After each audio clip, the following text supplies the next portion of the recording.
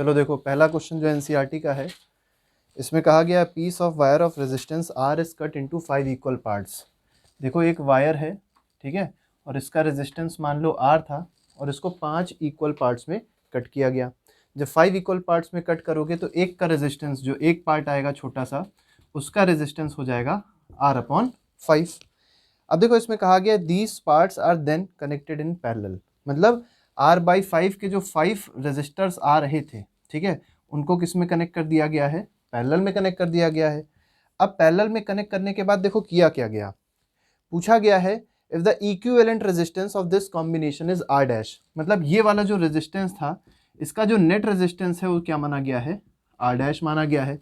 पूछा गया है the ratio of R/R dash, ठीक है, R/R डैश का रेशियो बताना है। What is the ratio of R/R dash. तो सबसे पहले तो तुमको ये पता होना चाहिए कि R डैश होगा क्या। तो R डैश की वैल्यू क्या हो जाएगी, R डैश की वैल्यू हो जाएगी R/5 होल अपॉन 5। ये R/5 होल अपॉन 5 क्यों हुआ, क्योंकि जब पैरेलल कॉम्बिनेशन होता है, क्या होता है, पैरेलल कॉम्बिनेशन होता है, तो पैरेलल कॉम्बिनेशन में हमको पहले ये पता होना चाहिए कि जो नेट रेजिस्टेंस होता है, अगर सारे रेजिस्टेंस बराबर के हैं, ठीक है, सारे रेजिस्टेंस अगर बराबर के हैं तो जो नेट रेजिस्टेंस होता है वो R नेट अपॉन R/N के बराबर रहता है। जैसे मान लो अगर N नंबर ऑफ रेजिस्टर्स हैं, कितने रेजिस्टर्स हैं, N रेजिस्टर्स हैं, और सभी का रेजिस्टेंस अगर R है, ठीक है, और सबको पैरेलल में कनेक्ट किया गया, किस में कनेक्ट किया गया, पैरेलल में, तो जो नेट रेजिस्टेंस आएगा that will be equal to R/N।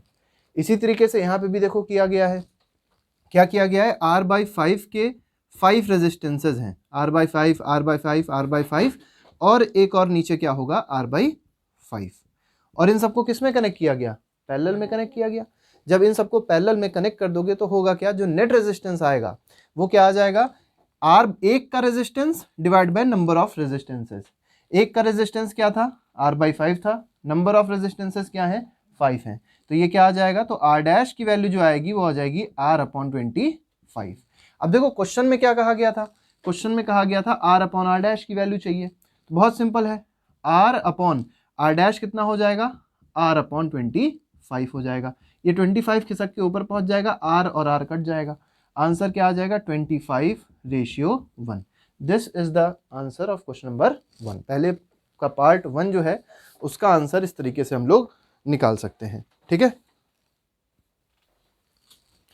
Next question जो है इसमें कहा गया which of the following terms does not represent electric power in a circuit. तो इलेक्ट्रिक पावर के फॉर्मूले देख लो क्या क्या होते हैं। पावर का पहला फॉर्मूला होता है VI, दूसरा फॉर्मूला होता है I²R, तीसरा फॉर्मूला होता है V²/R। यहाँ पे देखो जो फॉर्मूला दिया गया है I²R बिल्कुल सही है, पहला फॉर्मूला। सेकंड में कहा गया है IR², भी ऑप्शन दिया गया है, IR² नाम का कोई फॉर्मूला पावर का नहीं होता। बाकी तीसरा फॉर्मूला दिया गया है VI, वो फॉर्मूला है सही, और चौथा दिया गया है V²/R, ये भी फॉर्मूला क्या है, सही है। तो पहले इसमें जो सेकंड क्वेश्चन का आंसर हो जाएगा वो कौन सा हो जाएगा, IR² सही हो जाएगा, ठीक है। थर्ड क्वेश्चन में देखो कहा गया है an electric bulb is rated 220 volt and 100 what. देखो एक बल्ब है, ठीक है, एक बल्ब के बारे में बात करी गई है, इसकी रेटिंग दी गई है 220 वोल्ट है, 100 वॉट है, ठीक है। कहा गया when it is operated on 110 volt, बोला गया है अगर ये 110 वोल्ट पे ऑपरेट हो रहा होता तो पूछा गया है कि बताओ इसका पावर जो कंज्यूम्ड होता वो क्या होता। पावर कंज्यूम्ड की वैल्यू पूछी गई है। बच्चे क्या करते हैं, इसमें फॉर्मूला लगाते हैं P = VI, ठीक है, और ये सोचते हैं कि P is directly proportional to V, तो आंसर निकाल देंगे, ये गलत है। समझो बच्चे क्या समझते हैं, इस क्वेश्चन को बच्चे इस तरीके से करते हैं। पहले क्वेश्चन को समझो क्या कहा गया। क्वेश्चन में कहा गया एक बल्ब है, मान लो ये बल्ब है और इसकी रेटिंग दी गई है। रेटिंग मतलब इसका वोल्टेज दिया गया है कि इस वोल्टेज पे काम करेगा, और इसकी पावर दी गई है 100 वॉट इसकी पावर होगी, ठीक है। अब पूछा क्या गया है, क्वेश्चन में पूछा गया है अगर ये इस वोल्टेज पे फंक्शन कर रहा होता तो बताओ इसका पावर क्या होता, ठीक। कैसे निकालेंगे उसको समझो। कई बच्चे इस तरीके से करते हैं कि P = VI कर देते हैं, और यहां से देखते हैं P is directly proportional to V है, तो ये लिख देते हैं P1/P2 = V1/V2, जो गलत हो जाता है। क्यों गलत हो जाता है, क्योंकि करंट की जो वैल्यू होगी वो इस केस में अलग अलग होगी, ठीक है। करंट की वैल्यू क्या होगी, डिफरेंट डिफरेंट होगी। अब क्यों होगी डिफरेंट डिफरेंट, उसको हमको समझना है। देखो यहां पे अगर देखोगे तो पावर कितना दिया गया है, 100 वॉट दिया गया है, वोल्टेज क्या दिया गया है, 220 वोल्ट दिया गया है। इस वाले केस में देखोगे वोल्टेज को कम कर दिया गया, जब वोल्टेज को कम करोगे तो करंट की वैल्यू अपने आप से कम हो जाएगी। इसका मतलब इस केस में करंट जो है वो कहीं ना कहीं वेरिएबल है, तो हम लोग ये फॉर्मूला यूज नहीं कर सकते। चीज कौन सी सेम रह रही है दोनों केस में, बल्ब सेम रह रहा है। और बल्ब अगर सेम रह रहा है इसका मतलब बल्ब का कौन सा चीज सेम रह रही है, रेजिस्टेंस सेम रहेगा। याद रखो अगर बल्ब सेम है तो बल्ब की कौन सी प्रॉपर्टी हमेशा सेम रहेगी, तो वो है रेजिस्टेंस। मतलब हम कोई ऐसा फॉर्मूला देखने की कोशिश करेंगे जिसमें पावर आता हो, जिसमें वोल्टेज आता हो और जिसमें रेजिस्टेंस आता हो, और तब इक्वेट हम लोग कर पाएंगे। देखो कैसे, हम लोग को एक फॉर्मूला पता है P is equal to V square upon R. समझो हमको फॉर्मूला पता है P is equal to V square upon R, ये हमको फॉर्मूला पता है। ये P1 वाला केस है, ये केस 1 है, और ये केस क्या है, 2 है। अच्छा दोनों केसेस में बताओ रेजिस्टेंस सेम होगा ना, दोनों में रेजिस्टेंस की वैल्यू क्या रहनी है, सेम रहनी है। क्यों सेम रहनी है, क्योंकि जो बल्ब है वो सेम है। ठीक है, बल्ब सेम होने की वजह से रेजिस्टेंस सेम रहेगा। रेजिस्टेंस सेम है, अब इससे मतलब हमको कोई नहीं है, हमको क्या मतलब है, P is directly proportional to V square. यहां से क्या दिखाई पड़ रहा है, P is directly proportional to V square. तो हम क्या बोल सकते हैं, we can say that P1 upon P2 is equal to V1 square upon V2 square. ये इक्वल हो जाएगा इस तरीके से। P1 देखो कितना है, वो हमको नहीं दी, वो हमको दिया हुआ है कितना, 100, यहां रख दो 100 अपॉन P2 कितना है, यही हमको निकालना है, दिस इज P2, P2 को निकालना है, is equal to V1 square. V1 देखो कितना था, 220 था ना, तो 220 इंटू 220 अपॉन V2 कितना है 110, तो यहाँ V2 स्क्वायर है ना, तो ये हो जाएगा 110 इंटू 110। इसको कट करो 2 से कटेगा, इसको कट करो 2 से कटेगा, 2 2 क्या हो गया, 4 हो गया। तो हम लोग इसको अगर उधर भेजें तो ये नीचे आ जाएगा, तो P2 की वैल्यू क्या आ जाएगी, 100 अपॉन 4, और 100 अपॉन 4 क्या होता है, 25 वॉट होता है। ठीक है, तो सेकंड जो थर्ड क्वेश्चन है उसका आंसर क्या आ जाएगा, 25 वॉट आ जाएगा, that is option number D. ठीक है, नेक्स्ट क्वेश्चन देखो, क्वेश्चन नंबर 4 क्या कह रहा है। क्वेश्चन नंबर 4 कह रहा है, two conducting wires of same material and of equal length and equal diameters are first connected in series and then parallel in a circuit across the same potential difference. The ratio of heat produced in series and parallel combination would be what? ठीक है, यहां पर हमको heat produced का ratio बताना है कि क्या होगा। ठीक है, सिर्फ हमको देखो एक बात ये कही गई है कि पोटेंशियल डिफरेंस दोनों में सेम है, ये नहीं बताया गया करंट के बारे में। ठीक है, तो हम लोग अगर यहां पे ये फॉर्मूला लगाते हैं कि heat is equal to I square R, तो गलत हो जाएगा। देखो क्वेश्चन को एक एक चीज तुमको समझनी होगी। क्वेश्चन में देखो क्या कहा गया, क्वेश्चन में कहा गया दो रेजिस्टेंस हैं। ठीक है, दो रेजिस्टेंस है और सेम मटेरियल के हैं, सेम लेंथ के हैं, सेम डायमीटर के हैं, तो दोनों का रेजिस्टेंस, फोर्थ क्वेश्चन है, दोनों का रेजिस्टेंस अगर हम आर मान लें तो R1 जो है वो भी आर है और R2 जो है वो भी क्या है, आर है। दोनों का रेजिस्टेंस क्या था, सेम था। ठीक, दोनों का रेजिस्टेंस जैसे हमने सेम माना तो हमको क्या मिला, हमको मिला, कहा गया है इसको एक बार सीरीज में कनेक्ट किया गया। ठीक, जब सीरीज में कनेक्ट करोगे तो नेट रेजिस्टेंस क्या आ जाएगा, R1 प्लस R2 मतलब R प्लस R क्या हो जाएगा, 2R हो जाएगा। ठीक, अगर देखोगे पैरेलल में कनेक्ट किया, कहा गया है पहले सीरीज में कनेक्ट किया गया उसके बाद पैरेलल में कनेक्ट किया गया है, तो जब पैरेलल में कनेक्ट करोगे, ठीक है, तो अभी हमने तुमको बताई थी एक बात कि जितने रेजिस्टेंसेस पैरेलल में कनेक्ट होते हैं और सारे रेजिस्टेंसेस अगर सेम रेजिस्टेंस के हैं तो जो नेट रेजिस्टेंस होता है वो हो जाता है R अपॉन N। क्या हो जाता है, R अपॉन N, जहां N होता है नंबर ऑफ रेजिस्टर्स, तो यहां पे आ जाएगा R अपॉन 2। फॉर्मूला लगाओगे तो भी आ जाएगा 1 upon R net is equal to 1 upon R1 plus 1 upon R2। ये फॉर्मूला लगाओगे तो भी तुम्हारा आंसर R नेट का पैरेलल कॉम्बिनेशन में जो R नेट आएगा इन दोनों का वो क्या आएगा, R/2 आएगा। ठीक, अब तुमसे देखो क्या कहा गया है, क्वेश्चन में कहा गया है कि पोटेंशियल दोनों में क्या रह रहा है, सेम रह रहा है। दोनों में पोटेंशियल क्या है, सेम है। पोटेंशियल सेम होने की वजह से अब तुमको समझना है कि जो हीट होगी वो क्या होगी। तो हीट के बारे में तुमको बताना है कि दोनों में हीट का रेशियो कैसे निकलेगा। अब हीट के रेशियो के लिए तुमको एक बात ये समझनी है कि हमारे पास जो हीट का फॉर्मूला था वो हम लोग हमेशा ये समझते हैं I square RT, this is only the formula of heat, ऐसा नहीं है। क्वेश्चन में अगर देखोगे यहाँ पर I के बारे में कुछ नहीं बताया गया है, किसके बारे में बताया गया है, V के बारे में बताया गया है कि V दोनों में सेम रह रहा है। तो हम लोग ये वाला फॉर्मूला ना लगा के कौन सा फॉर्मूला लगाते हैं, V square upon R into T लगाते हैं। ये हीट का फॉर्मूला हम लोग इस वाले क्वेश्चन में यूज करेंगे। ठीक, कैसे यूज करेंगे, देखो अगर मान लो तुमसे कहा गया सीरीज में तुम हीट बताओ कितनी होगी, तो सीरीज में जब हीट लगाओगे तो HS लगा दो। HS का फॉर्मूला क्या हो जाएगा, V square upon R, net resistance, resistance में क्या है देखो 2R है ना, 2R इंटू क्या हो जाएगा, T हो जाएगा। पैरेलल में निकालना है तुमको हीट, तो HP लगा दो, हीट इन पैरेलल। ये क्या आ जाएगा, V स्क्वायर अपॉन, अब देखो यहाँ पे जब देखोगे नेट रेजिस्टेंस पैरेलल का क्या है R/2, तो यहाँ पे यूज करोगे R/2 इंटू क्या कर दोगे, T से कर दोगे। सीरीज आ गया, पैरेलल आ गया, दोनों को डिवाइड कर दो, रेशियो आ जाएगा। कैसे, रेशियो निकालने के लिए HS अपॉन HP। HS देखो कितना है, HS है V square upon 2R into T upon, यहाँ पे देखो क्या है, V square upon R/2 into T। ये V स्क्वायर, ये V स्क्वायर, ये T कट गया, क्या बचा, ये जो 2 होगा ये चला जाएगा ऊपर, ठीक है, 2 कहाँ चला गया, 2 सबसे ऊपर चला गया, और R किधर आ गया, R आ गया नीचे। ठीक, एक बार देख लो सब लोग ध्यान से कि 2 नीचे जाएगा कि क्या होगा, वो चीज तुमको समझनी पड़ेगी। ठीक है, देखो इसको अगर इस तरीके से ना करें और आसान तरीका देखो क्या होता है, जब भी ऐसी कैलकुलेशंस आती है ऐसी डिवीजन वाली, तो अच्छा ये रहता है कि हम लोग बच्चों की तरह उसको करें कि रेसिप्रोकल करते हैं, मतलब जब डिवाइड को मल्टीप्लाई में चेंज करते हैं तो रेसिप्रोकल हो जाता है। ये चीज़ तुम लोग ने पढ़ी होगी। देखो कैसे, यहाँ पे देखो क्या लिखोगे, V square upon, V square upon क्या आ जाएगा, 2R इंटू T आ जाएगा, डिवाइड बाई ये करोगे ना। अच्छा, इसको और क्या लिख सकते हो, अगर 2 को ऊपर भेज दिया जाए तो क्या ये 2V स्क्वायर बाई R नहीं हो जाएगा, हो जाएगा। तो इसको ऐसे लिखेंगे, divide by 2V square upon R into T, ये लिख सकते हैं।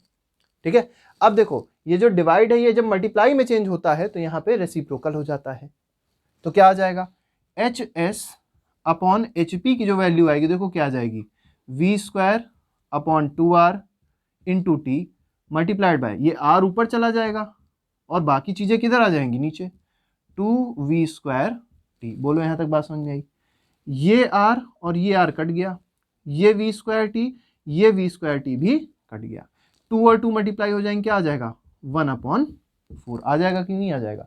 इसका मतलब क्या हुआ कि सीरीज कॉम्बिनेशन में जो हीट प्रोड्यूस हो रही थी और पैरेलल कॉम्बिनेशन में जो हीट प्रोड्यूस हो रही थी, दोनों का रेशियो जो है वो किसके बराबर है, 1:4 के बराबर है। ठीक है, ये तुम्हारा क्वेश्चन था। अब देखिए इसमें कहा भी गया है the ratio of heat produced in series and parallel combination, तो पहले सीरीज रखोगे फिर पैरेलल रखोगे, दोनों का रेशियो क्या आ जाएगा, 1:4 आ जाएगा। इस क्वेश्चन को अगर वन वर्ल्ड के हिसाब से देखोगे तो कभी नहीं कर पाओगे, ये क्वेश्चन कम से कम 3 नंबर का आएगा। ठीक है, तुमसे रेशियो पूछा आएगा, ये 3 नंबर का क्वेश्चन ऐसे आते हैं, पूरा तुमको सोल्यूशन करना पड़ेगा। ठीक है, अगला क्वेश्चन देखो, यहां तक समझ में आ गया। अगला क्वेश्चन देखो, अगला क्वेश्चन बोला गया है, how is voltmeter connected in the circuit to measure potential difference between the 2 points. तो देखो 2 डिवाइसेस होती हैं, एक होता है एम मीटर, दूसरा होता है वोल्ट मीटर। अब एम मीटर क्या करता है, वोल्ट मीटर क्या करता है, पहले तो ये पता होना चाहिए। एक और डिवाइस होती है जिसको गैल्वेनोमीटर कहते हैं। ठीक है, तो 3 डिवाइस होती हैं, एक एम मीटर, दूसरा वोल्ट मीटर और तीसरा गैल्वेनोमीटर। एक एक करके हम तीनों को देख लेते हैं। तो एम मीटर क्या करता है, ध्यान से सुनना। एम मीटर एक ऐसी डिवाइस है जो हमेशा सीरीज में लगाई जाती है। पहली तो ये बात याद रखो, it is always connected in series, किसके साथ, रेजिस्टर के साथ। ठीक है, तो ammeter is a device which is always connected in series with the resistor. ठीक, दूसरी बात क्या मेजर करती है ये, तो ये करंट मेजर करने के लिए यूज होती है। ठीक है, यूनिट क्या होती है जो यहाँ पे दिखाई पड़ती है, तो वो एम्पियर होती है, क्योंकि हमको पता है करंट को मेजर करने की यूनिट क्या होगी, एम्पियर होगी। इसीलिए जो यूनिट्स लिखी होती हैं एक एम मीटर में वो क्या होती है, एम्पियर होती है। तो अगर तुमको मान लो एक बॉक्स बना के ऐसे दे दिया जाए और यहाँ पे ए लिखा हो और तुमसे पूछा जाए कि क्या है, तो तुम बता सको कि ये एम मीटर है। क्या है ये? एम मीटर है। लेकिन मान लो इसी की जगह पे V लिख दिया, यहाँ पे ये V लिख दिया, तो ये वोल्ट मीटर हो जाएगा। क्या हो जाएगा? Volt meter. तुमसे कभी कभी कहा जाता है कि वोल्ट मीटर का डायग्राम बताओ, सिंबल बताओ, तो यहाँ पे तुमको V बनाना है, ऐसे लिखना है, ऐसे बनाना है, एक तरफ प्लस एक तरफ माइनस। तुमसे एम मीटर का सिंबल पूछा जाए तो यहाँ पे A लिखोगे, एक तरफ प्लस आ जाएगा, दूसरी तरफ माइनस आ जाएगा। ये एम मीटर का सिंबल होता है। क्वेश्चन में हमसे एम मीटर के बारे में नहीं पूछा है, क्वेश्चन में हमसे पूछा गया है व्हाट इज वोल्ट मीटर, और वोल्ट मीटर कैसे कनेक्ट होता है रजिस्टर के साथ में किसी दो एंड पॉइंट्स पे। ठीक है, तो समझो क्या किया जाना है इसमें। तो सबसे पहली बात हमने एम मीटर की करी। एम मीटर में हमने देखा it is always connected in series, और दूसरी बात क्या देखी कि जो एम मीटर होता है उससे क्या मेजर करते हैं हम लोग? करंट मेजर करते हैं। वोल्ट मीटर थोड़ा सा अलग है। ठीक है, वोल्ट मीटर से क्या मेजर करते हैं? तो नाम से पता चल रहा है वोल्टेज मेजर करेंगे। वोल्टेज का मतलब होता है पोटेंशियल डिफरेंस मेजर करेंगे। ठीक है, तो हम लोग क्या मेजर करते हैं? We measure potential difference. किसके across? Across the two end points. ठीक है, कैसे कनेक्ट किया जाएगा? तो ये हमेशा पैरेलल में कनेक्ट किया जाता है, ये बात सब लोग याद रखना। It is always connected in parallel with the resistance. ठीक है, सिर्फ पैरेलल लिखने से काम नहीं चलेगा, पैरेलल में कनेक्ट होता है, लेकिन किसके साथ? जो भी रेजिस्टेंस है उसके साथ में। ठीक है, फॉर एग्जांपल जैसे मान लो हम तुमको ड्रॉ करके दिखाएं, तो देखो ऐसे, जैसे ये तुम्हारा रेजिस्टेंस है R, ठीक, इस पे मान लो करंट फ्लो हो रही थी I। ठीक, अब तुमको पता करना है कि इस रेजिस्टेंस पे पोटेंशियल डिफरेंस कितना आया, तो तुम क्या कर दो, यहाँ पे एक वोल्ट मीटर ऐसे करके लगा दो। ठीक, ये पहला एंड पॉइंट है और ये दूसरा एंड पॉइंट है, और यहाँ हमने क्या लगा दिया? वोल्ट मीटर लगा दिया। अब देखो करंट ऐसे फ्लो हो रही है, तो करंट इसमें ऐसे फ्लो होगी, तो इधर प्लस आ जाएगा और इधर क्या आ जाएगा? माइनस आ जाएगा। तो प्लस और माइनस जो होता है वो भी मत कभी भूलना कि किस तरीके से हम लोग यूज करते हैं। ठीक है, तो ये हमारा हो जाएगा क्वेश्चन नंबर 5। क्वेश्चन नंबर 6 जो है एक्सरसाइज का, वो देखो क्या कहा गया है। उसमें कहा गया copper wire has a diameter of 0.5 mm। देखो एक कॉपर वायर दिया गया है और उसका डायमीटर दिया गया है। ठीक है, copper wire has a diameter of 0.5 mm। Question number 6, diameter है 0.5 mm। जब भी तुमको डायमीटर दिया हो और रेजिस्टेंस के बारे में पूछा जाए, तो पहला काम ये होता है कि हम डायमीटर से क्या निकालने की कोशिश करते हैं? रेडियस, और रेडियस से फिर क्या निकालेंगे? Area of cross section. हमको पता है वायर जो होता है उसका रेडियस यहाँ देखोगे तो कितना आ जाएगा? 0.25 mm आ जाएगा। और जब इसका एरिया निकालोगे तो फॉर्मूला लगा सकते हो पाई आर स्क्वायर।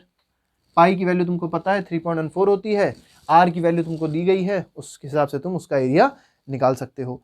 इसमें एक और चीज़ दी गई है रेजिस्टिविटी। रेजिस्टिविटी को हम लोग रो से रिप्रेजेंट करते हैं। ये वैल्यू कितनी दी गई है? 1.6 इंटू 10⁻⁻8। 1.6 इंटू 10⁻⁻8। यूनिट हमेशा याद रखना, ओम मीटर यूनिट होती है किसकी? रेजिस्टिविटी की। इसमें एक और चीज दी गई, what will be the length of this wire. तुमसे कहा गया है कि बताओ लेंथ ऑफ वायर क्या होगी। ठीक है, जब, ठीक है, रेजिस्टेंस क्या हो? 10 ओम हो। तुमसे कहा गया है रेजिस्टेंस कितना हो? 10 ओम हो।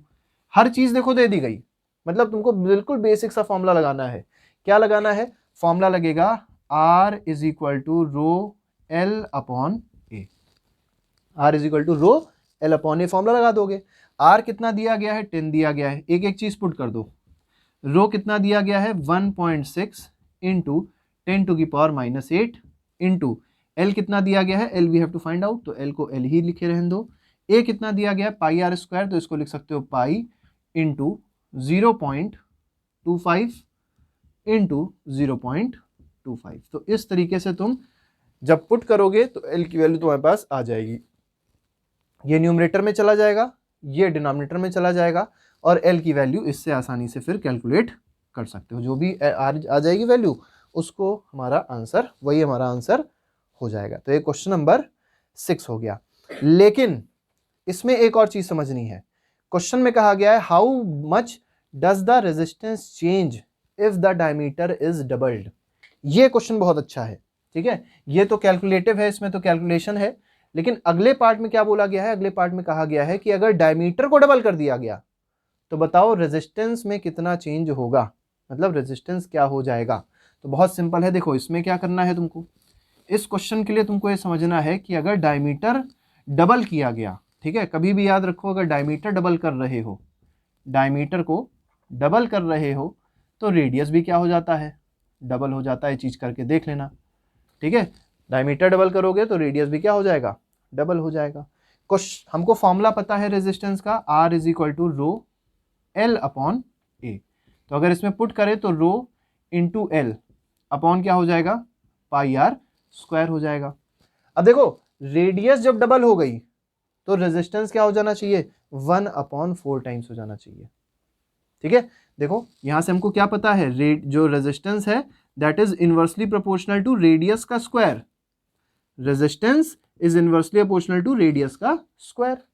तो अगर रेडियस डबल हो रही है तो रेजिस्टेंस क्या हो जाएगा, 1/4 हो जाएगा, है कि नहीं। देखो यहाँ पे जब 2R रखोगे तो 2R का होल स्क्वायर आएगा ना, 4R स्क्वायर। इसका मतलब जो नेट रेजिस्टेंस आया, मतलब जो नया रेजिस्टेंस आएगा वो क्या हो जाएगा, 1/4 टाइम्स हो जाएगा, ठीक है। तो इस तरीके से हमारा वाला क्वेश्चन हो जाएगा। अगर सॉल्व करना है तो देखो इसको सॉल्व भी कर सकते हैं कैसे। ये हमारा मान लो इनिशियल रेजिस्टेंस है और R डैश हमारा फाइनल रेजिस्टेंस है। R डैश की वैल्यू क्या आ जाएगी, रो L upon pi into 2R का होल स्क्वायर, ठीक है। ये क्या आ जाएगा, ये तुम्हारा आ जाएगा 1/4 rho L upon pi R square, ठीक। अब इस चीज को देखो, rho L upon pi R square है क्या, rho L upon pi R square तुम्हारा आर है। इसका मतलब जो आर डैश आया वो कितना आ गया, वो आ गया R/4। तो 1/4 टाइम्स तुम्हारा रेजिस्टेंस हो जाएगा। तो इस तरीके से तुम कैलकुलेट भी कर सकते हो इस क्वेश्चन को, ठीक है। तो ये हमारे क्वेश्चन हुए। क्वेश्चन नंबर 7 देखो, इसमें देखो I और V के बीच में कुछ प्लॉट्स दिए गए हैं, मतलब कुछ करंट की वैल्यूज दी गई हैं, कुछ वोल्टेज की वैल्यू दी गई हैं, और तुमसे कहा गया तुमको एक ग्राफ प्लॉट करना है VI का। देखो जब भी VI का ग्राफ प्लॉट करोगे तो सबसे पहले ग्राफ को बनाना ना चाहिए, ठीक है। तो सबसे पहले ये समझ लो कि V जो होगा हमारा Y एक्सिस पे हो जाएगा, V मतलब पोटेंशियल डिफरेंस, और करंट जो हो जाएगा वो हमारा X एक्सिस पे हो जाएगा।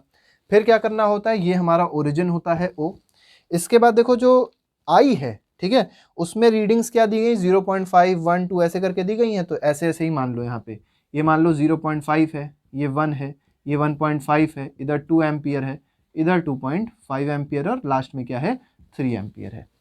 वोल्टेज में देखोगे तो वो कैसे बढ़ रहा है, वो बढ़ रहा है 1.6 3.4 6.7 13.2 तक जा रहा है। मतलब हम लोग किस तरीके से इसको ले लें, 2 करके ले लें, 2 4 6 8 10 12 और यहाँ पे आ जाएगा 14। ये किस में है, वोल्टेज में है। फिर क्या करोगे, प्लॉट करना हो जब भी ग्राफ को, ठीक है, जब भी VI ग्राफ को प्लॉट करना हो तो पहला पॉइंट देखो क्या दिया गया है, 0.5, 1.6। तो 0.5 ये है, और 1.6 देखोगे तो यहाँ कहीं आएगा, ठीक है। तो ये तुम्हारा पहला पॉइंट हो गया। आगे बढ़ो, अगला पॉइंट दिया गया 1, 3.4। तो 3.4 देखो, 3 बिल्कुल बीच में होगा, 3.4 थोड़ा सा ऊपर होगा, तो यहाँ पे ऐसे ले आओ और इधर से 1 पे आ जाओ। ये पॉइंट दूसरा हो गया, ठीक। तीसरे पॉइंट पे आ जाओ, 2, 6.7।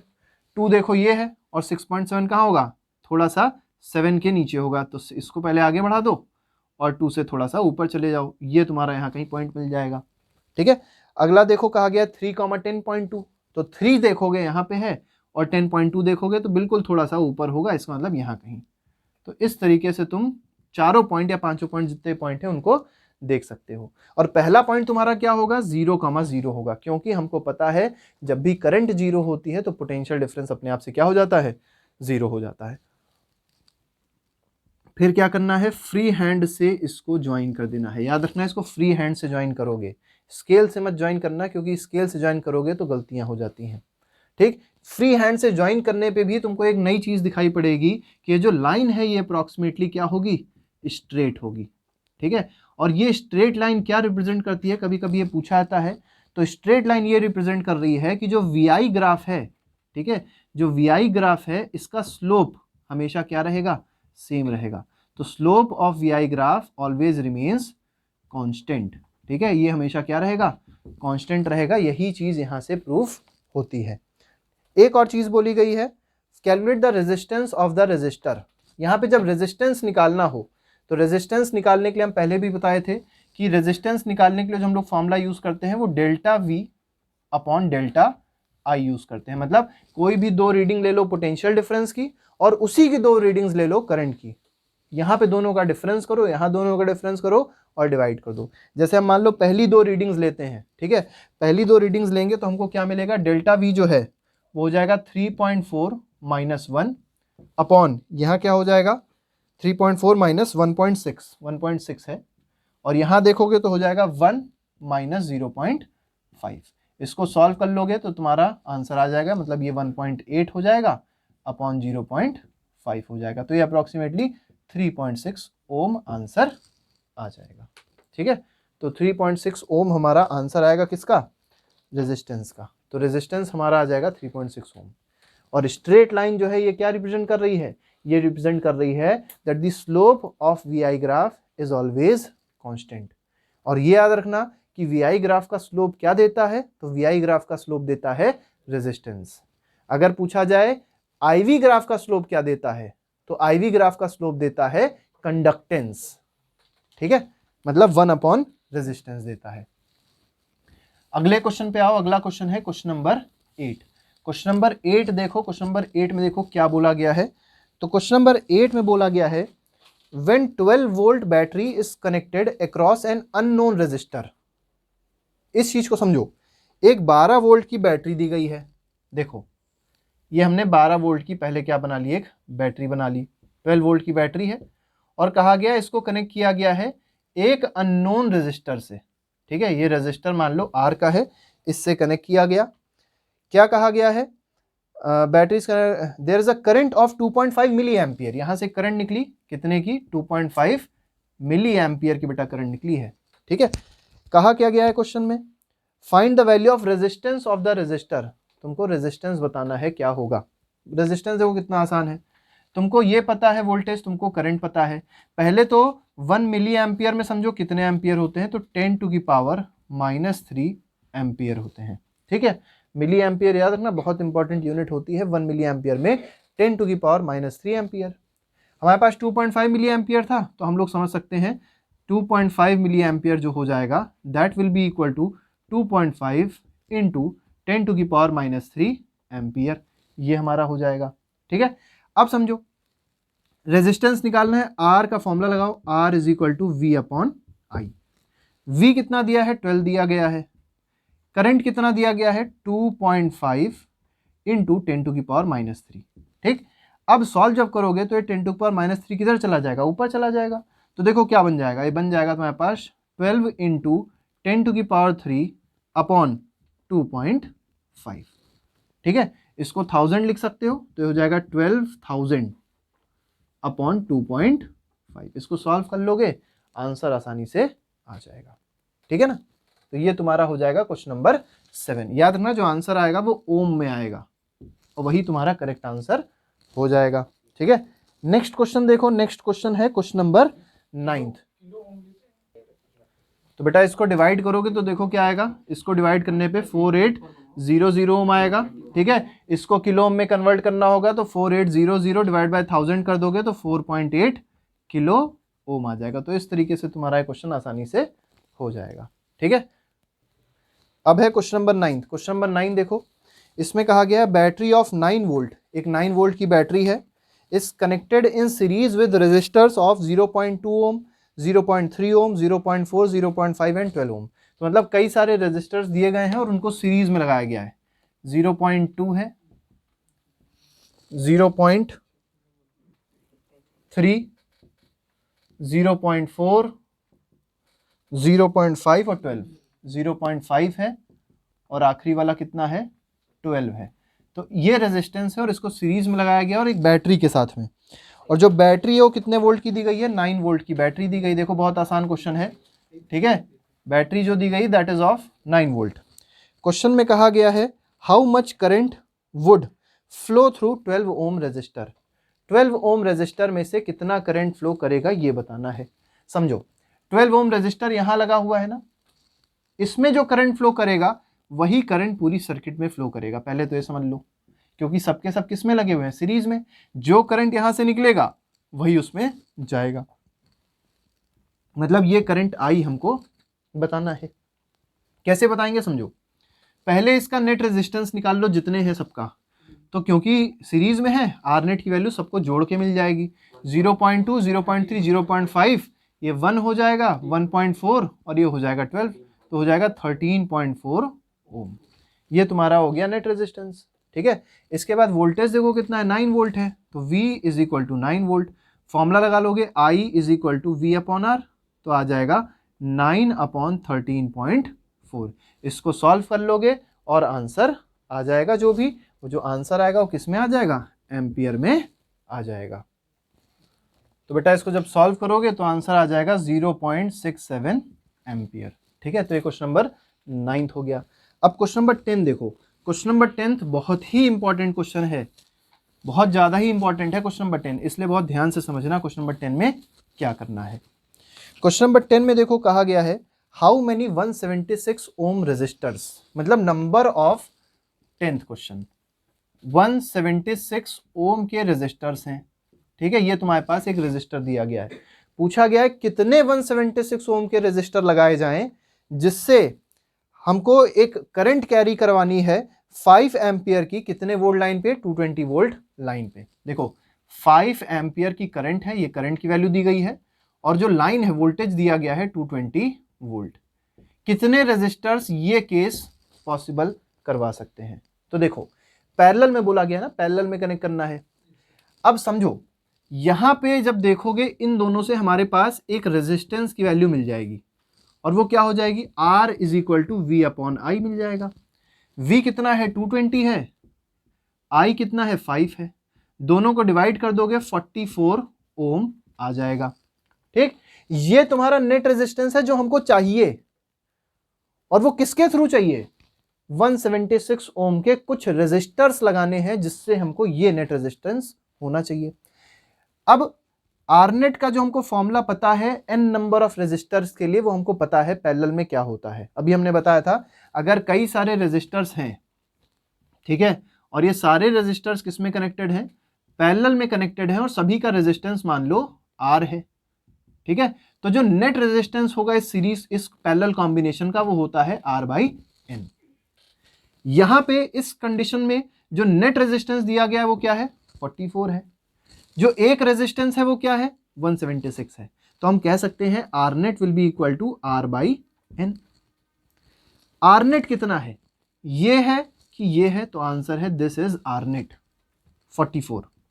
44 will be equal to what, 44 will be equal to 176 upon n। n को ऊपर भेज दो, 44 को नीचे भेज दो, n की वैल्यू आ जाएगी 176 अपॉन 44। आंसर क्या आ जाएगा, 4। तो 4 is the number of resistance that are required for getting this condition. ठीक है, तो ये कंडीशन लाने के लिए हमारे पास जो नंबर ऑफ रेजिस्टेंस, तो देखो 11th क्वेश्चन में क्या कहा गया है, show how would you connect 3 resistors each of resistance 6 ohm. देखो 11th क्वेश्चन, 6 ओम हमारे पास एक का रेजिस्टेंस दिया गया है, और ऐसे ही कई सारे रेजिस्टेंस हमारे पास प्रेजेंट हैं। अब कहा गया है कि एक कॉम्बिनेशन बनाना है कितने ओम का, 9 ओम का। फर्स्ट पार्ट में कहा गया है कॉम्बिनेशन बनाना है 9 ओम का, और सेकेंड पार्ट में कहा गया है कॉम्बिनेशन बनाना है 4 ओम का। ठीक है, और कितने रेजिस्टर्स हैं, 6 ओम के 3 रेजिस्टर्स हैं, मतलब तीनों रेजिस्टर्स 6, 6, 6 के होंगे। ठीक, सबसे पहले हम ये समझने की कोशिश करें कि कैसे कैसे कॉम्बिनेशन हम लोग बना सकते हैं। तो या तो तीनों 6 ओम रेजिस्टर को सीरीज में लगा दो, जब तीनों को सीरीज में लगाओगे तो 6 + 6 + 6 कितना हो जाएगा, 18। क्या क्वेश्चन में 18 बोला गया है, तो कहीं नहीं बोला गया, इसका मतलब ये हमारा आंसर गलत है। दूसरा कॉम्बिनेशन क्या होता है, दूसरा कॉम्बिनेशन ये होता है कि तीनों को पैरेलल में लगा दें। जब तीनों को पैरेलल में लगाओगे तो हमको मिल जाएगा 6, 6, 6, तीनों को पैरेलल में लगाओगे आ जाएगा 6/2, 6/3 मतलब 2 ओम। समझो इस चीज को, 3 रेजिस्टर्स है ना, तो जो आरनेट आ जाएगा पैरेलल का वो आ जाएगा 6/3। 6/3 का मतलब क्या आ गया, क्या हमारे पास क्वेश्चन में ये था, नहीं था। इसका मतलब तीनों ना ही सीरीज में है, तीनों ना ही पैरेलल में है, कुछ और है। तो और कॉम्बिनेशंस देखते हैं कैसे बन सकते हैं। तो देखो एक हमने बहुत अच्छा कॉम्बिनेशन तुमको बताया था कि 2 को पैरेलल में ले लो, ठीक है, और जो नेट आया उसको साथ क्या कर दो, सीरीज कर दो। इसको चेक करके देखो, ये 6 होगा, ये 6 होगा, ये भी 6 होगा। अब देखो ये दोनों अगर 6, 6 हैं तो इनका जब नेट देखोगे तो क्या बन जाएगा, 3 बन जाएगा। 6 और 6 का, क्योंकि 2 है पैरेलल में है, सेम रेजिस्टेंस है, तो इन दोनों का नेट क्या बन जाएगा, 3 बन जाएगा। अब जो 3 आया देखो कैसे बन गया, ये 3 और ये 6 किस में हो गए, सीरीज में हो गए, तो 6 और 3 क्या हो गया, 9 ओम। मतलब ये हमारा कॉम्बिनेशन बिल्कुल सही है फर्स्ट केस के लिए। ठीक है, सेकंड केस के लिए देखो क्या हो सकता है। तो अभी हमने 2 पैरेलल लिए थे और उसके साथ सीरीज किया था, अब हम 2 सीरीज लेंगे और उसके साथ क्या कर देंगे, पैरेलल कर देंगे। देखो उसको करके देखते हैं क्या होता है, उसको करके देखते हैं तो क्या होगा, कुछ शायद 4 ही आ जाए। देखो हमने क्या किया, 2 को पहले किस में ले लिया, सीरीज में ले लिया, और जो इसका नेट आया उसके साथ क्या कर दिया, पैरेलल कर दिया। ये 6, ये 6 और ये भी 6, 6 और 6 12। मतलब इन दोनों का सीरीज जब करोगे तो तुम्हारे पास नेट क्या बन जाएगा, नेट बन जाएगा 12 का। अब ये 12 और ये 6 किस में है, पैरेलल में है, तो हम लोग जब आर नेट देखेंगे तो क्या आ जाएगा, R1 R2 upon R1 plus R2, यह आ जाएगा 12 इंटू 6 अपॉन 12 प्लस 6 कितना होता है, 18 होता है। 6 3 जा 18, 3 4 जा 12, इसका मतलब क्या आ गया, 4 ओम हमारा आ गया।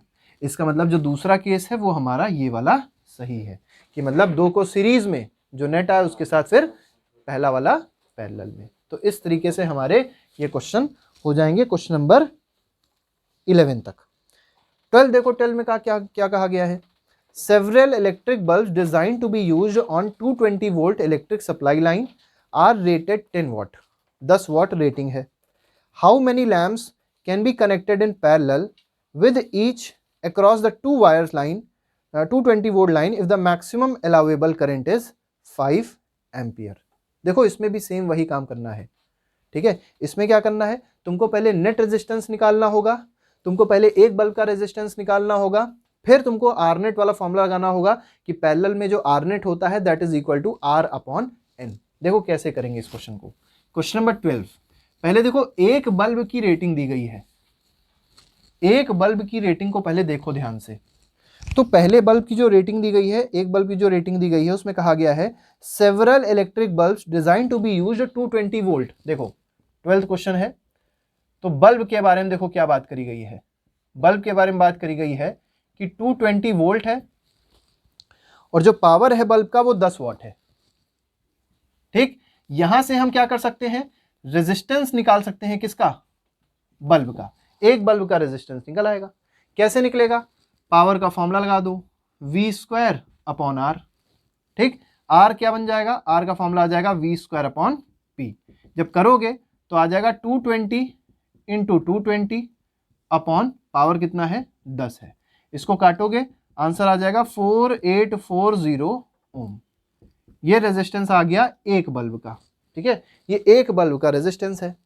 अब देखो क्वेश्चन में क्या कहा गया, क्वेश्चन में कहा गया हाउ मेनी लैम्प्स, ऐसे कितने बल्ब्स कनेक्ट किए जा सकते हैं इन पैरेलल, याद रखो पैरेलल की ही बात करी जाएगी, with each other across the 2 wires of 220 volt line. अब देखो लाइन के बारे में क्या बताया गया, लाइन के बारे में बताया गया है कि 220 वोल्ट की लाइन है, और साथ ही साथ और क्या बताया गया कि जो अलाउेबल मैक्सिमम अलाउेबल करंट है वो 5 एम्पियर है।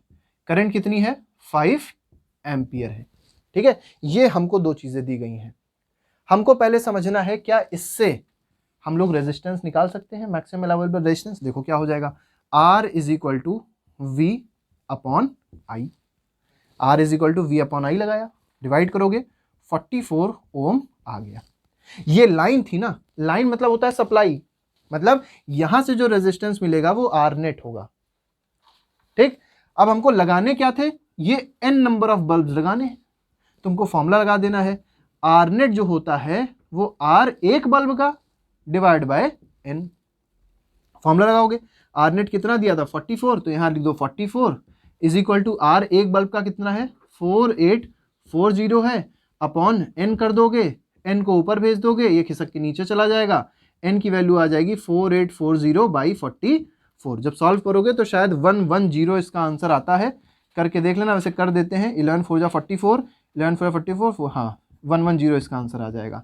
ठीक है, तो जो नंबर ऑफ बल्ब रिक्वायर्ड होते हैं इस क्वेश्चन में वो कितने होते हैं, 110 होते हैं। तो इस तरीके का क्वेश्चन बहुत अच्छा है और बहुत इंपॉर्टेंट ये क्वेश्चन माना जाता है। ठीक है, नेक्स्ट क्वेश्चन देखो, क्वेश्चन नंबर 13 है। क्वेश्चन नंबर 13 में क्या बोला गया उसको ध्यान से समझो। ठीक है, क्वेश्चन 13 में बोला गया अ हॉट प्लेट, एक गर्म प्लेट है, of an electric oven connected to 220 volt line has two resistance coil A and B. दो रेजिस्टेंस कॉइल हैं ए और बी की। ठीक है, each of resistance 24 ohm which may be use separately in series और in parallel. What are the current in the three cases.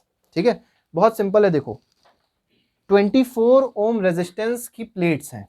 ठीक है, दोनों को एक बार सीरीज में लगाया, दोनों को एक बार पैरेलल में लगाया।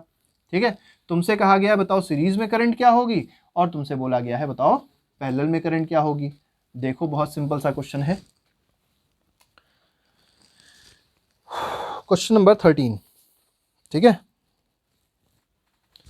220 वोल्ट की लाइन है, ये मान लो 220 वोल्ट की लाइन है। वैसे बैटरी नहीं होती है 220 वोल्ट की, लेकिन फिर भी हम बैटरी से इसको रिप्रेजेंट करते हैं। Two resistance coil A and B of 24 ohm resistance. जैसे मान लो ये पहला रेजिस्टेंस हो गया, ये दूसरा रेजिस्टेंस हो गया। अभी हम पहला केस मान के चलते हैं कि हमने इसको सीरीज में लगाया, ये भी 24 ओम, ये भी 24 ओम। पूछा क्या गया है, क्वेश्चन में कहा गया है what are the currents in the three cases. तो पहला केस ये है सीरीज वाला, इसमें देखो करंट क्या होगी। ठीक है, करंट बहुत निकालना आसान है। देखो करंट के लिए क्या कर दोगे, I is equal to V upon R net. R net क्या हो जाएगा 24 प्लस 24 48, तो ये आ जाएगा 220 अपॉन 48 ओम, ये एम्पियर में आएगी। ये पहले केस में आई करंट। दूसरे केस में करंट क्या हो जाएगी, देखो इसको हम लोग ने नेट क्यों निकाला, समझ में आ रहा है ना, क्योंकि ये 24 है 24 है, दोनों सीरीज में है, सीरीज जरूर लगाना पड़ेगा। ये मत सोचना कि इसको डिवाइड कर दोगे आंसर आ जाए, गलत है। पैरेलल में जब होते तब देखो कितना करंट आता,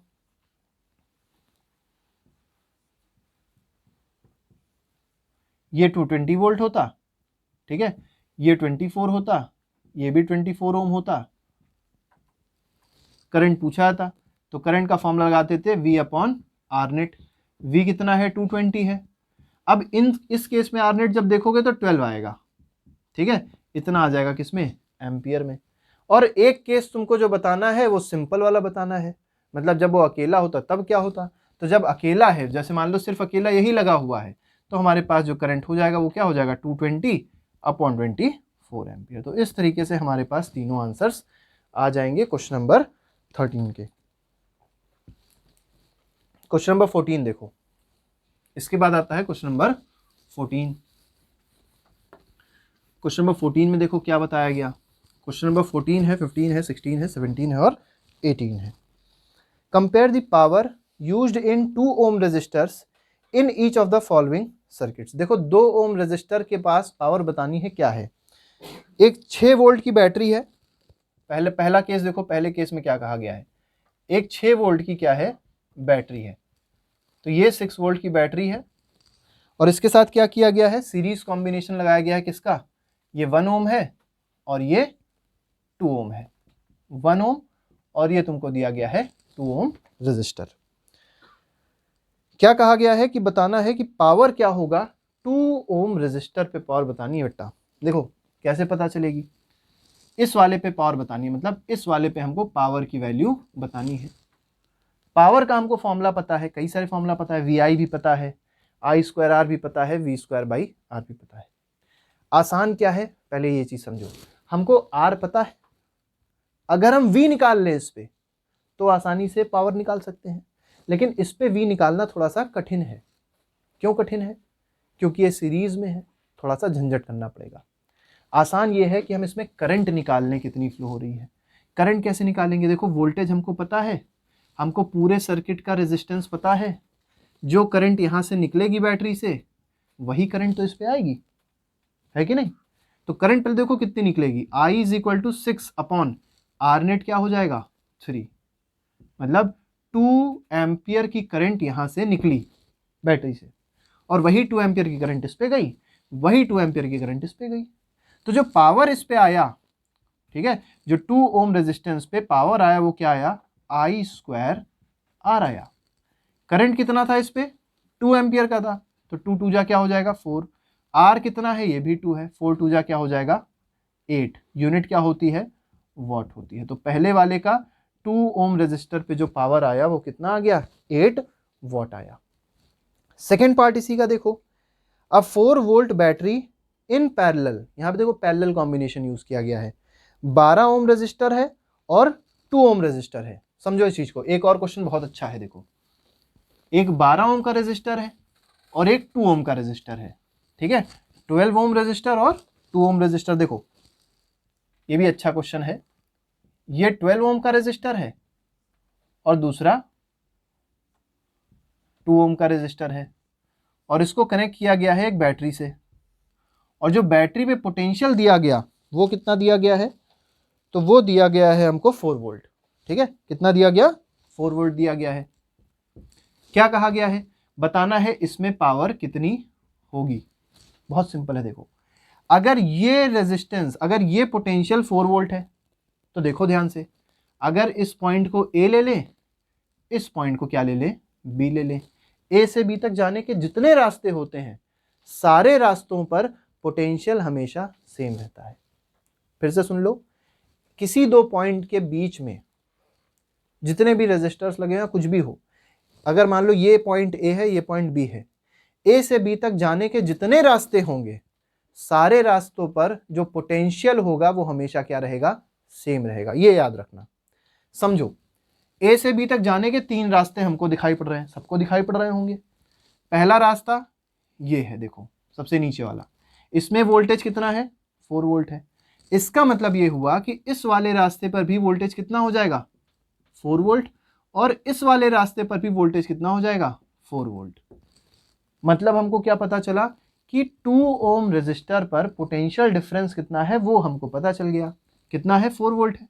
तो पावर का फॉर्मूला लगाओगे V square by R, V कितना है 4, 4 इंटू 4, R कितना है 2, 2 2 जा 4, 4 2 जा क्या हो जाएगा 8 वॉट, ठीक है। तो पावर जो आ गई हमारी फिर से क्या आ गई 8 वॉट आ गई इस केस में भी, मतलब दोनों केस में, उस वाले सीरीज केस कॉम्बिनेशन के केस में और इस वाले पैरेलल कॉम्बिनेशन के केस में, दोनों ही केस में हमारे पास जो पावर आने वाली है वो कितनी आने वाली है 8 वॉट आने वाली है, ठीक है। नेक्स्ट क्वेश्चन देखो, क्वेश्चन नंबर 15 क्या है। क्वेश्चन नंबर 15 बहुत आसान क्वेश्चन है, ठीक है, इसको हमने कल भी बताया था, पहले भी बता चुके हैं एक बार, लेकिन फिर से बता दे रहे हैं क्योंकि एनसीईआरटी का क्वेश्चन है, अच्छा क्वेश्चन है, ठीक है। इस क्वेश्चन को बच्चे हमेशा बहुत लंबे मेथड से करते हैं। देखो क्या कहा गया, इस क्वेश्चन में कहा गया है कि 2 लैंप हैं और दोनों लैंप की हमको रेटिंग दी गई है। जैसे मान लो ये पहला लैंप है, ये मान लो दूसरा लैंप है। पहले की रेटिंग जो दी गई है वो क्या लिखा हुआ है 100 वॉट और 220 वोल्ट। पहले की रेटिंग दी गई 100 वॉट, 220 वोल्ट। दूसरे की रेटिंग दी गई है 60 वॉट, 220 वोल्ट, ठीक है। और इसको कनेक्ट भी किया गया है किससे 220 वोल्ट के बैटरी से, या 220 वोल्ट के जो भी तुम्हारे पास सोर्स है उससे कनेक्ट किया गया। पूछा गया है कि बताओ what is the current drawn from the supply, यहां से जो करंट ड्रॉ करी गई वो करंट बतानी है कितनी होगी। बहुत सिंपल है, देखो यहां पे जो 220 दिया गया है वो ये नहीं है, पहले याद रखो। इस 220 का मतलब ये है कि ये इसकी प्रॉपर्टी है, बल्ब की प्रॉपर्टी है। कभी बल्ब देखा होगा, खरीदने जाओगे तो बल्ब में लिखा रहता है कि ये इतने वोल्ट पे काम करेगा, ये इतना वॉट जनरेट करेगा, इतने वॉट का पावर है इसका, ठीक है। वैसे ही कुछ रेटिंग यहाँ दी गई है। वो किस्मत हमारी अच्छी है कि यहाँ पे 220 है तो यहाँ पे भी क्या है 220 है। अगर मान लो यहाँ 100 लिखा होता तो भी हमको पता होना चाहिए कि ये 220 है, तो यहाँ पर जो वोल्टेज आएगा वो कितना आएगा 220 ही आएगा, मतलब 220 ही आएगा। क्यों? क्योंकि ये सारे के सारे किसमें कनेक्टेड है, पैरेलल में कनेक्टेड है। फिर वही काम कर लो, ये ए पॉइंट हो गया, ये तुम्हारा बी पॉइंट हो गया। ए से बी तक जाने के जितने रास्ते हैं सब पे पोटेंशियल क्या रहना है, सेम रहना है। मतलब अगर पहले इस वाले रास्ते पे पोटेंशियल हमको दिखाई पड़ रहा है 220, तो इस वाले पे भी पोटेंशियल क्या हो जाएगा 220, इस वाले पोटेंशियल क्या हो जाएगा 220। हमको पता है पोटेंशियल, देखो 220 दिया भी है। अगर हमको पावर पता है, हमको वोल्टेज पता है, तो हम इस पे करंट बता सकते हैं I1। हमको पावर पता है, हमको वोल्टेज पता है, तो हम इस पे करंट बता सकते हैं I2। कैसे? P is equal to VI वाला फॉर्मूला लगा लो। I का फॉर्मूला हो जाएगा P/V। पावर कितना है पहले केस में 60 है, वोल्टेज कितना है 220 है, कट करोगे आ जाएगा 3/11 एम्पियर। इसी तरीके से ये I1 आ गया। I2 जब निकालोगे दूसरे केस में पावर कितना है 100 है, वोल्टेज कितना है 220 है, डिवाइड करोगे कितना आ जाएगा 5/11 आ जाएगा। आंसर आ गया 5/11 एम्पियर। लेकिन हमको जो I निकालना है वो अभी नहीं निकला, वो होगा क्या, I जो आया that is dividing into 2 parts. तो हम लोग कह सकते हैं I is equal to I1 plus I2। I1 कितना है, I1 इज 3/11, I2 कितना है, ये है 5/11। तो 3/11 और 5/11 जोड़ दोगे कितना आ जाएगा 8/11 एम्पियर। तो ये हमारे पास करंट है जो बैटरी से निकलेगी। ठीक है, अगला क्वेश्चन देखो, विच यूजेस मोर एनर्जी, ज्यादा एनर्जी कौन यूज करेगा। 250 watt TV set in 1 hour, मतलब 1 घंटे के लिए 250 वॉट टीवी काम कर रही है। और दूसरा दिया गया है टोस्टर, 1200 वॉट का टोस्टर है और वो कितनी देर काम कर रहा है, 10 मिनट के लिए काम कर रहा है। देखो क्या होगा, सबसे पहले हमने तुम लोग को बताया है कि जब भी इलेक्ट्रिकल एनर्जी निकालनी हो तो इलेक्ट्रिकल एनर्जी के लिए जो पावर होना चाहिए वो हमेशा किलोवाट में होना चाहिए। कौन सा क्वेश्चन है, क्वेश्चन नंबर 13 है। ठीक है, 13 नहीं, क्वेश्चन नंबर 16 है। ठीक है, क्वेश्चन नंबर 16 है। देखो पहला हमको दिया गया है टीवी, टीवी में देखो क्या है 250 वॉट है पावर और टाइम कितना दिया गया है 1 आवर दिया गया है। ये तो सही है, टाइम 1 आवर में ही होना चाहिए, बिल्कुल सही है। ठीक, लेकिन पावर जो दी गई है वो इसमें दी गई। चलो कोई बात नहीं, क्योंकि हमको ये बताना है कि किसमें एनर्जी कंजप्शन ज़्यादा होगा ये बताना है, तो हम लोग इसको वॉट में ले सकते हैं। लेकिन अच्छा यही रहेगा कि तुम इसको किलोवाट में कन्वर्ट करो। किलोवाट में कन्वर्ट करने के लिए डिवाइड बाय क्या कर दोगे, 1000 कर दोगे, कितना आ जाएगा 0.25 किलो वाट आ जाएगा। क्योंकि तुमको ये पता होना चाहिए कि कॉमर्शियल यूनिट जो होती है इलेक्ट्रिकल एनर्जी की वो होती है किलोवाट आवर। ठीक है, यहाँ पे अगर एनर्जी निकालोगे पावर का इंटू टाइम का फॉर्मूला आ जाएगा। पावर कितना है 0.25, टाइम कितना है 1, आंसर आ गया 0.25 किलोवाट डैश आर। ठीक है, इतनी एनर्जी किसने कंज्यूम करी, टीवी ने।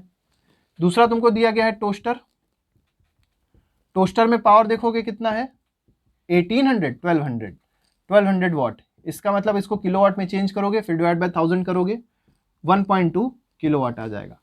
टाइम समझो, यहाँ पर टाइम दिया गया है 10 मिनट। 10 मिनट को सबसे पहले आवर्स में कन्वर्ट करना है, ये आ जाएगा 10/60, मतलब आ जाएगा 1/6 आवर्स। एनर्जी निकालोगे पावर इंटू टाइम होता है तो 1.6 इंटू 1/6। ठीक है, इसको जब करोगे तो तुम्हारा क्या आ जाएगा 0.2 किलोवाट डैश आर आ जाएगा। यहाँ पे 0.25 था, यहाँ 0.2 है। कौन ज़्यादा कंज्यूम कर रहा है, तो टीवी इलेक्ट्रिसिटी ज़्यादा कंज्यूम कर रहा है, टीवी एनर्जी ज़्यादा कंज्यूम कर रहा है। आखिरी क्वेश्चन जो 17th क्वेश्चन है न्यूमेरिकल बेस्ड, उसको भी समझ लो। An electric heater of resistance 8 ohm draws 15 ampere from service means 2 hours. Calculate the rate at which heat is developed in the heater. यहाँ पे बच्चे करते क्या हैं, इस क्वेश्चन में बच्चे हीट निकाल देते हैं, जबकि क्वेश्चन में हीट पूछी ही नहीं गई है। क्वेश्चन में कहा गया है रेट ऑफ हीट डेवलप्ड निकालना है, और रेट ऑफ हीट डेवलप्ड का मतलब है पावर निकालना है। जब भी क्वेश्चन करने बैठो तो सबसे पहले ये लिख लिया करो कि क्वेश्चन में क्या क्या दिया हुआ है। क्वेश्चन नंबर 17, क्वेश्चन में क्या क्या दिया है सबसे पहले समझो इस चीज को। रेजिस्टेंस दिया गया है 8 ओम का, ठीक है। करंट दी गई है 15 एम्पियर की, टाइम दिया गया है 2 hours, this is time. Rate of heat developed निकालना है, और रेट ऑफ हीट डेवलप्ड का मतलब होता है पावर। पावर का फॉर्मूला क्या होता है, हमको आई पता है, हमको आर पता है, तो पावर का हमको फॉर्मूला पता है आई स्क्वायर। आई कितना है 15, तो 15 इंटू 15 इंटू रेजिस्टेंस कितना है 8 है, 15 8 जा हो जाएगा 120, 120 इंटू 15 कर लो और वही तुम्हारा आंसर हो जाएगा। किसमें, ये जो यूनिट आएगी ये आ जाएगी वॉट में। तो ये हमारे पास कुछ क्वेश्चंस थे, इसको थोड़ा सा कर देते हैं सॉल्व। तो आखिरी में 0 लगा दो, 15 2 30 होता है, 3 15 1 15 1800 वाट। ठीक है, ये आंसर आया। इसको 1.8 किलो वाट भी लिखा जा सकता है। ठीक है, इसके बाद देखो 2-3 थ्योरेटिकल क्वेश्चंस हैं, वो भी थोड़े से इंपॉर्टेंट हैं, हालांकि बहुत आसान है, पहले बताए गए हैं। Why is tungsten used almost exclusively for filament of electric bulb. तो टंगस्टन को इलेक्ट्रिक बल्ब का फिलामेंट बनाने के लिए इसलिए यूज करते हैं क्योंकि टंगस्टन की रेजिस्टिविटी ज़्यादा होती है, मेल्टिंग पॉइंट ज़्यादा होती है, और साथ ही साथ ये ऑक्सीडाइज नहीं होता even at very high temperature. 3 properties हैं, जो तीनों प्रॉपर्टीज लिखनी पड़ेंगी। सेकंड में बोला गया है why are conductors of electric heating devices such as bread toasters and electric irons made of alloy rather than pure metals। तो alloy का इसलिए बनाया जाता है क्योंकि alloy की रेजिस्टिविटी ज़्यादा होती है, और जिसकी रेजिस्टिविटी ज़्यादा होगी उसका रेजिस्टेंस भी ज़्यादा होगा। ठीक है, इसी वजह से हम लोग क्या करते हैं कि जो भी हीटिंग डिवाइसेस होती हैं, चाहे इलेक्ट्रिक टोस्टर्स हो या कोई भी चीज़ हो, तो उसको हम लोग किसकी बनाते हैं, एलॉयज की बनाते हैं। ठीक है, थर्ड देखो why is series arrangement not used for domestic circuits. Series arrangement ना यूज करने के पीछे कारण बहुत अच्छा है। कारण यह है कि अगर सीरीज अरेंजमेंट तुमने यूज किया और एक कोई भी बल्ब या एक कोई भी डिवाइस फेल हो गई, तो बाकी सब डिवाइसेस बंद हो जाएंगी क्योंकि उसमें करंट पास नहीं करेगा। कहने का मतलब क्या है वो समझ लो। अगर मान लो हमारे पास सीरीज कॉम्बिनेशन है, ठीक है, ये हमारे पास सीरीज कॉम्बिनेशन था, बहुत सारे अप्लायंसेस थे, और इसको हमने मान लो एक बैटरी से कनेक्ट कर दिया। ठीक, अचानक से हुआ ये कि इसमें कहीं आग लग गई, ये फूट गया, कुछ हुआ, फ्यूज हो गया। जब ये फ्यूज होगा तो कहीं ना कहीं ये सर्किट को ऐसे ब्रेक कर देगा। अब क्या करंट आगे जा पाएगी? करंट आगे जा नहीं पाएगी। तो अगर एक फेल होता है तो बाकी आगे के जितने भी अप्लायंसेस हैं वो काम नहीं कर पाते हैं। ठीक है, ये सबसे बड़ा ड्रॉबैक है किसका, सीरीज कॉम्बिनेशन का। दूसरी बात यह है कि सीरीज कॉम्बिनेशन में जो नेट रेजिस्टेंस होता है वो हमेशा ज्यादा होता है, जबकि पैरेलल में रेजिस्टेंस क्या करता है, पैरेलल कॉम्बिनेशन कम कर देता है। ठीक है, इसीलिए पैरेलल कॉम्बिनेशन क्या है, अच्छा है। जितना रेजिस्टेंस कम होगा करंट उतना आसानी से फ्लो कर सकता है। ठीक है, तो पैरेलल कॉम्बिनेशन क्या करता है, रेजिस्टेंस को कम कर देता है। तो ये एक और एडवांटेज है पैरेलल कॉम्बिनेशन की over series combination. D part बोला गया है how does the resistance of a wire vary with its area of cross section. तो बहुत सिंपल है, resistance of a wire is inversely proportional to cross section area. मतलब cross section area ज्यादा होगा तो रेजिस्टेंस क्या हो जाएगी, कम हो जाएगी। लास्ट बोला गया है why are copper and aluminium wires usually employed for electricity transmission. तो इलेक्ट्रिसिटी ट्रांसमिशन के लिए इसको इसलिए यूज करते हैं क्योंकि इनका जो रेजिस्टेंस होता है वो कम होता है। और रेजिस्टेंस कम क्यों होगा, क्योंकि इनकी रेजिस्टिविटी कम होती है, और साथ ही साथ अच्छे कंडक्टर हैं, गुड कंडक्टर्स हैं, ये भी बात इसकी सही है। कभी कभी क्वेश्चन ये भी पूछ लिया जाता है कि सिल्वर क्यों नहीं यूज करते, हालांकि silver is the best conductor of electricity, लेकिन सिल्वर को हम लोग यूज नहीं करते हैं फॉर मेकिंग वायर्स। और कारण बहुत सिंपल सा है कि सिल्वर जो होता है वो बहुत ही ज्यादा कॉस्टली होता है as compared to copper and aluminium. ठीक है, तो ये हमारे पास जो क्वेश्चन थे, ये क्वेश्चन किसके थे, एनसीईआरटी एक्सरसाइज के क्वेश्चंस थे। सारे क्वेश्चंस हमने डिस्कस कर लिए, क्वेश्चन नंबर 1 से लेके क्वेश्चन नंबर 18 तक। ठीक है।